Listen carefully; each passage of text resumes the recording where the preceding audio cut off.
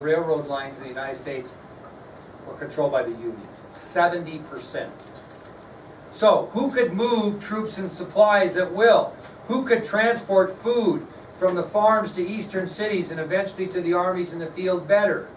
The North.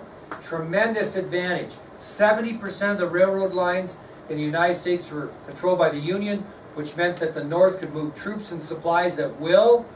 They could transport food from the farms to from the farms to eastern cities, which would then end up feeding our troops. Big advantage. Wasn't only railroads. What other transportation would we have at the time? Boats. And the North controlled the Navy and all the shipping companies. And they could carry on trade with foreign countries, whereas the South would struggle doing that. Okay? So the North controlled the Navy and shipping companies. Thus, it would be the North that could carry on trade with foreign countries, not so much the South. Big advantage for the North. One more. What are you going to need to fight a war? Guns, equipment. Economic resources is the third advantage. Economic resources. Now, you know what industry is? What's industry? Producing of goods, right? When the Civil War began, the North had 92% of the nation's industry. 92% of the factories and things that made goods were in the North. That is a huge advantage. All the known supplies of coal and iron and copper and other precious metals were in the North. Okay?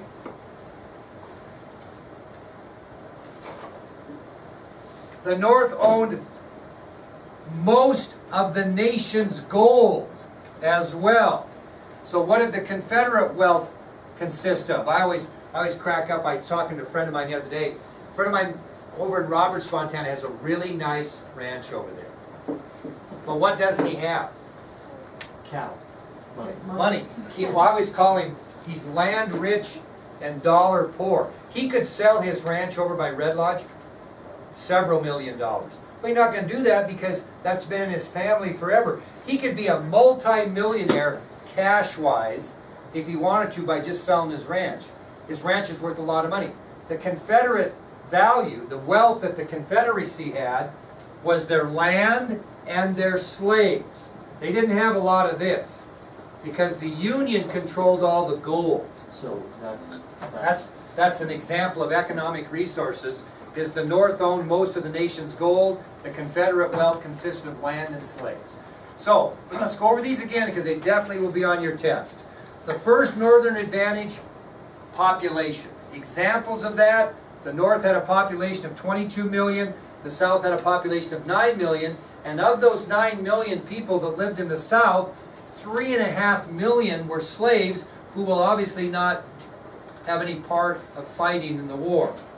The second advantage was transportation.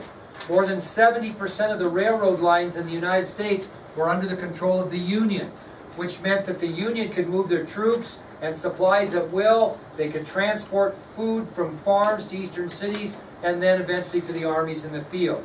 The North also controlled the Navy and the shipping companies, which meant they could carry on trade with foreign countries, whereas the South could not. And finally, economic resources. When the war began, the North had 92% of the nation's industry. The North had almost all of the known supplies of coal, iron, copper, and other metals. And most of the nation's gold was in the North. The Confederate wealth consisted of land and slaves. So now we move to the Southern advantages. What possible advantages could the South have over the North? And I'm going to give you 5 examples. Anybody want to guess what one might be? Better leaders. Very good. Strong military tradition. There's your first example. Strong military tradition. Now, we talked about one already. What did the South have as advantages concerning a strong military tradition compared to the North? Shh. Better. They had better leaders, better military officers. Most of the military officers that now were fighting for the South were West Point graduates. So the first example of strong military tradition is the South had much better military officers. Most of those officers that were West Point graduates. Very strong officers. Now, here's something you may not know, a second example of strong military tradition. When the United States Army was in its hole before the Civil War, most of the soldiers were from where? The South. Okay, that's why Lincoln asked for 75,000 volunteers. Remember we talked about that? Because when you know, the rubber hit the road, the United States Army was decimated because most of the soldiers that were in the Army prior to Civil War were Southerners. So they went back home to defend their homeland, and it cut the numbers down. So strong military tradition is the first advantage, and those are examples. How about another guess of what might be a Southern advantage? Nope. Slaves will do nothing for them in this war. Really? Anybody want to guess another advantage the South might have? Come on, country boys, let's get her done. Come on, what's the answer? We got rednecks. Okay, we'll kind of put it in historical perspective, but he's kind of right. They were proficient at outdoor living. Yeah. They were proficient at outdoor living. I'll give you some examples of that. Another Southern advantage is the Southerners were proficient at outdoor living. Where were Northerners raised? In the cities. Where were Southerners raised? On the farms. So, the people of the South were much more adept to an outdoor life, as most of the Northerners had been raised in cities. Now, what else, if you're used to an outdoor life, what else can you do pretty good? Like hunt. But to hunt, what do you have to be able to use? They're a good shot. They learned how to use firearms at a very young age. They learned how to ride horses at a very young age. They were very proficient in shooting with guns and pistols, whereas the Northerners were not. You'd be surprised. Shh. When Lincoln asked for 75,000 volunteers, most of those people didn't have a clue on how to ride a horse or how to shoot a weapon properly. That's the third one. No, that's an example of proficient at outdoor living. First, if you just be quiet and listen. First, they were more adept to an outdoor life. Most Northerners had been raised in cities. The second example of proficient at outdoor life is they were familiar with firearms and horses much more than the North because they learned them at a very early age. When Lincoln asked for those 75,000 volunteers, you'd be amazed how many didn't have a clue how to fire a firearm or ride a horse. They had to be trained, whereas the South was ready to roll. Okay? So we have two advantages: strong military tradition, proficient at outdoor living. We actually have three more advantages the South would have. Okay, why in the world are we much more excited about playing a football game at home than we are away? Why would you rather play at home, Brody? You got your fans here, you got warrior pride. We'll get to that. Southern pride. Now you think about this. This is a Southern advantage. Southern pride. Did your coaches ever say, nobody beats us on our field? This is our home court advantage or home field advantage. Well, the South didn't feel any different than that. They fought defending their soil. They fought a defensive war. Their philosophy was, we'll just protect our territory and fight off this northern invasion until they get tired of it and they'll go home and give up the fight. There wasn't any... The South wasn't on the offensive hardly at all. They were defending their homeland. Come get us. We seceded. Come make us get back in the Union. They didn't go to the North and fight. The fighting, a majority of it, big majority, was in the South. So they had a sense of pride, Southern pride. They're defending their own soil. Somebody's going to move onto your farm and try to take your farmhouse from you in battle. Are you going to fight harder? that if you're on the offensive? Absolutely. So Southern pride was the third advantage. The South fought defending their own soil. They fought a defensive war. Their philosophy was, we will protect our home until these Northerners get tired of attacking. They'll go home and give it up and the thing will be over. That was their idea. We'll kick their butt in one battle and they'll turn tail and go home and never come back. That was their thought process. So they never fought an offensive war in the South. Everything was a defensive nature.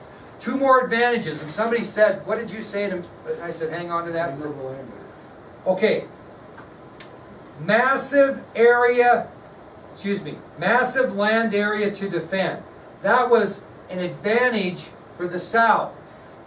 The South consisted of 750,000 square miles. How easy is that going to be for the Union to enter and conquer? And who knew the land? Like you said, the Southerners, Northerners didn't know this land. That's a huge advantage. So the fourth advantage is massive land area to defend. That was an advantage for the South. 750,000 acres of land the North was going to try to enter and take. That's going to be hard to do. Acres or square miles? Square miles, excuse me. Yeah, square miles. So the South consisted of 750,000 square miles. This is going to be an area very hard for the Union to take. And the Southerners knew the land. The Northerners did not. So we got 4 advantages and examples. Now, what's the last thing that would be an advantage for the South? What do they have that somebody might want really bad? What? Say it. What'd you say? Cotton is exactly right. Who needs Southern cotton? Who? No. Wait, no, They- foreigners. Foreign countries. And so Southern, the fifth example or fifth advantage is Southern optimism for foreign aid. Southern optimism for foreign aid. Willow is exactly right.